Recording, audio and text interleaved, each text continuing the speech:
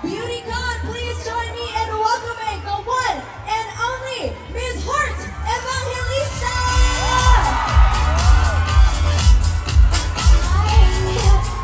Hi, Heart! Hi. Oh my goodness, look at you! Hi guys! Good afternoon.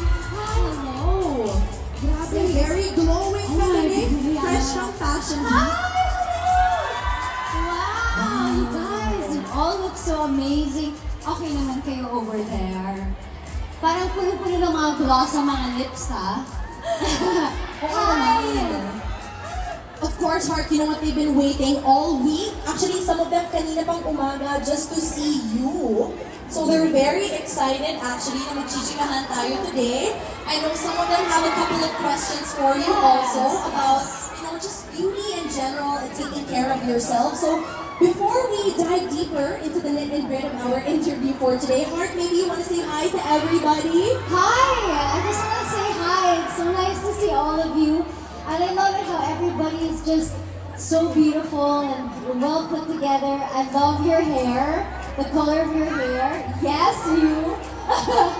And I'm so happy to be here. Thank you. Thanks so much. Oh my goodness, Heart, this is so indescribable. You're also super pretty. Oh, by the way. thank you so much. Ganda mo rin. Get it up record, itag ako sa Instagram! Okay. Heart, thank you so much for making the time. I know you're super busy, but we really appreciate you coming out of your way to come here. How does it feel to be in the biggest beauty convention of the year? I am so happy to be here because these are like the people I want to be friends with. Lahat tayo maaarte. I love it how we're all here and ready to, shop and just, accessorize and express ourselves. So I'm happy because I can relate to all of you. So I'm happy to be here. I know, and we're all here about sharing one common interest, and that is anything about beauty.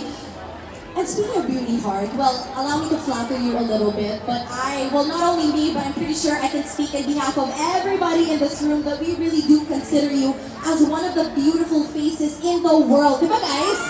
In the world, world-class talaga ang beauty ni Heart Evangelista. So, Heart, maybe naman you can share with us, a couple of beauty tips that you have religiously incorporated in your daily life with us. Well, I really make sure that I, as much as possible, eat as healthy as I can. Of course, nagchichitron.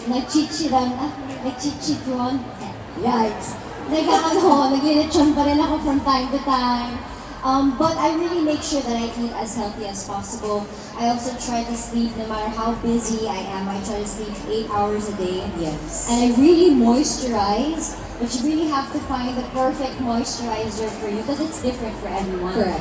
And it really helps also aside from doing this stuff religiously, that no matter what you face in life, and if you're problematic or you're heartbroken or whatever, that you still have to be very, very grateful and just be very good to yourself because it really makes a difference with how glowing and how at peace you look. It makes you look prettier.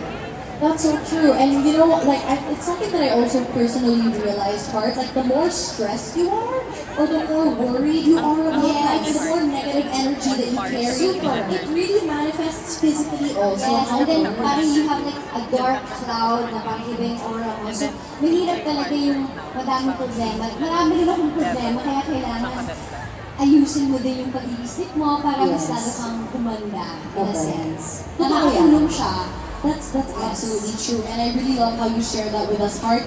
Now, of course, I do know that you have so many tips that we could go on and on and on about it. Yes. But what are, I guess, the weird tips that you can share with us that you do also? Baka may mga weird beauty tips ka Wala dyan. namang weird beauty tips. Kasi alam naman na hindi ako perfect looking, kaya kailangan ng effort ako. But hindi ka perfect looking. Hindi talaga. Wala akong perfect sa mundo. Hindi talaga. But I make sure I reapply my skincare. Kung wala akong ginagawa or today free ako, like no joke, every hour, the lightest serum that you can get, you reapply it. Not just on your face, on your neck, your tuhod, everywhere. I do it religiously. And I feel, yes. Okay. Kasi naman, ang beauty isn't just you're born with it or it's not about parang how beautiful we are physically. it's really sa tiyaga. Kailangan talaga effortan mo siya. Di ba, madam? Yeah. So, That's true. kailangan talaga bigyan mo na time yung sarili mo para gumanda ka. So, that's my weirdest tip probably. And That's true. hindi talaga ako nagbibilad sa araw. So, yun talaga, tago talaga as much as possible. Kahit nakakasama siya sa buhok, mag-hat po kayo kung mag-grab or what. Run from the sun, yung talagang kaaway. Totoo. And sunblock also, I guess, no? Sunblock, Oo, yes, sunblock. But still, kahit when you're in the car, yung ilaw, or you're like under shade, pero feeling ka ng init, it's still really bad for your skin. So magtago tayo sa hindi siya nakakaganda.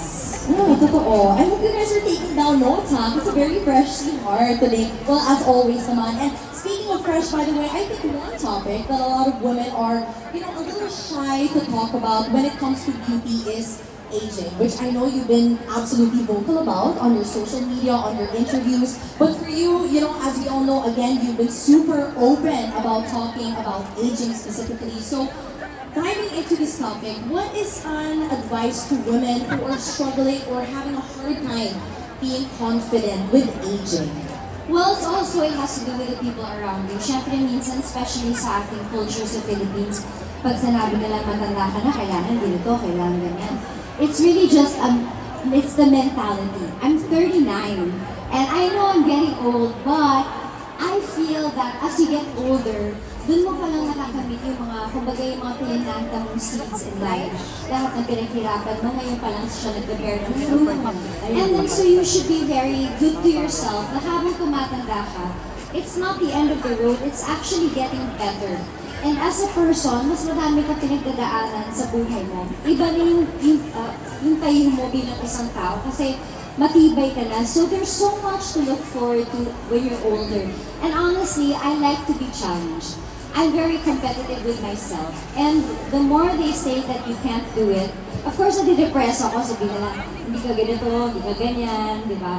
But mas such a challenge ako because the more you don't fit the mold, the more that I will fight for where I should be, and I know that it's possible if you want it. So age shouldn't stop you, or your situation, or anything, marriage or heartbreak, shouldn't stop you. Even your personal mistakes, it shouldn't stop you because we are all deserving to be what we want. So age is number one. I absolutely love that part. And to add to what you said, kasi kanina it was very inspiring when you said that, aging is just all about perspective. I think it's very important to kind of reframe how we think about aging. Kasi a lot of us, I'm sure guilty tayo dito, di ba? Pag birthday natin, shocks, matanda na ako, I'm 1 year older. But I think it's important to reframe that. Instead of saying that, you should say na, wow, I got to live 1 more year of my life. Yes, before, I never spoke fully about, maybe one day I will, but I used to be very depressed. As in, hindi ko alam, syempre, dati, iniisip ko din pag may mga depressed na tao, iniisip ko, bakit siya na-depressed? Eh, nasa kanya ng lahat. Pero totoo talaga, lahat ng iba't ibang tao tinatamaan ng depression nila. Maybe a year ago, I went through really, really bad depression. And then I would always say na, parang ayokong tumanda. Parang iniisip ko na, okay lang na mamatay akong bata. May ganun ako dati. Pero ngayon, I'm very, very thankful for my life na when you age 1 more year, you should be thankful because you have more time with the people who love you and the people you love, and you have more time to achieve your dreams. Absolutely. Wow, thank you so much for sharing that with us, Card. I know how vulnerable that probably was for you, but that's very inspiring also. And of course, aside from being open about aging, Dawn, that you have talked openly about confidence as well. That's something that you personally advocate a lot for. So in this day and age, I think it's very easy to believe anything that we see on social media. I'm pretty sure you know this too. And honestly, sometimes this can really take a toll on your mental health. Diba? Super, sabi ni Hart. Sometimes you even get pressured, diba? And feel like you're not living life like everybody else is kind of living on social media. So personally, Hart, how do you deal with this challenge? Well, because I grew up in show business, in a sense. Parang, I think I was 14 when I started to audition, 13, then 14 when I started audition, and then yun yung naging buhay ko. And I remember parang naisipin na kailangan perfect ka, kailangan bago yung kawawa ka sa telenovela, kailangan mo ka talaga para mahalin ka ng tao. And ako, maarte talaga ako ever since. Pero wala naman akong inaapakan, ganyan. In fact, sa school, binubuli pa nila ako dahil naiintindihan ko naman. Kasi naka-choker ako. Arte-arte ko talaga dun sa school. Naiintindihan ko na irita sila sa akin. But because of that, parang nagkaroon ako ng konting hindi ko pwedeng pakita yung side ko. Or in showbiz, kahit a few years ago, kailangan perfect ka, kailangan hindi ka magkakamali, kailangan pati marriage mo perfect, ganyan. Pero it's not of this world. Perfection is not of this world. So, sino makaka-relate sa'yo? Oo, titingalaan ka dahil parang ganda na buhay mo. Pero hindi naman yung totoo. So that's why for me, nung nagkaroon ako ng problema, kumbaga sa buhay, kaya inisip ko, my YouTube channel, I'll try to be as real and as authentic as possible. Because at the end of the day, it is who you are. Yeah. Kung wala akong meaning to say, hindi naman ako demonyo, di ba? Hindi naman wala naman akong biglang lumalabas sa gabi pag happy gabi, hindi naman. Wala naman ako ganun sikreto, di ba? Pero hindi ako perfectong tao. Nagagalit ako, napipikon ako, napapagod din ako. So, pakita na natin yun. But it's how you are to the people around you, or it's how your heart is that hopefully people will see that will make them judge. So I'm trying to change the narrative ng slowly on social media na ipakita mo as much as you can. Kung papakita mo din lahat, laman ng bag mo, what's in my bag. Yeah. Di ba kita na natin what's in your heart talaga. Which is even more important. Which is even more important, yes. So for those people that will sincerely love you for who you truly are, then it will work. Kumbaga, then the barkada will work. And they will believe you when you say this, when you say that. Hindi yung nagpapanggap ka lang. Absolutely. That's so true, Heart. But I also wanted to ask, because I'm also very curious, when you vowed to be your authentic self, diba? When you wanted to be vulnerable to the public by starting your YouTube channel, I'm pretty sure that it was a little bit hard for you to step into that mindset, no? So how did you get over that wall of vulnerability? Well, siguro, kasi I'll be very involved with the editing as well. So, may mga eksena na, actually madami akong tinanggal. Hindi dahil sa ayoko makita ng excitement, kaya lang, as much as possible, may mga characters sa life ko in the past na ayoko naman sobrang, kumbaga minahal ko naman din pa rin sila lahat. So, ayoko naman magsalita ng totoo. That's only I would edit a few things. But, I did that, may mga times na parang tatanggalin, naaalangan ako kasi parang ang taray ko doon, parang naghura ako doon, o parang may hawak mo something na hindi ko dapat hawak. Pero ang inisip ko, yun talaga eh. So, wag na tayo kumbaga, ano ba to, tagal ko na ginagawa to, ayun ko na magpanggap. Let's change the way people think. Let's change how things are. Na perfection, na ang ganda niya, na siya dapat tularan, na ang bait niya, ganyan. Walang 100% na mabait, di ba? Pero, okay yung puso niya. So I tried to. It was actually up to now. You know, I'm still risking who I am because I would like to reintroduce myself who I truly am. And so at least, pag nagustuhan ng tao, gusto talaga nila ako. Hindi yung, may konting lumabas lang na balita na ito siya, parang, at least isa pa lang na may honest. Yes. At least that way also you get to filter out, diba? The true people in your life from the get-go pa lang. Yes. Which saves you a lot of headache also in the long run, right? Parang wala nang budol-budol mo. Oh, exactly. I love that.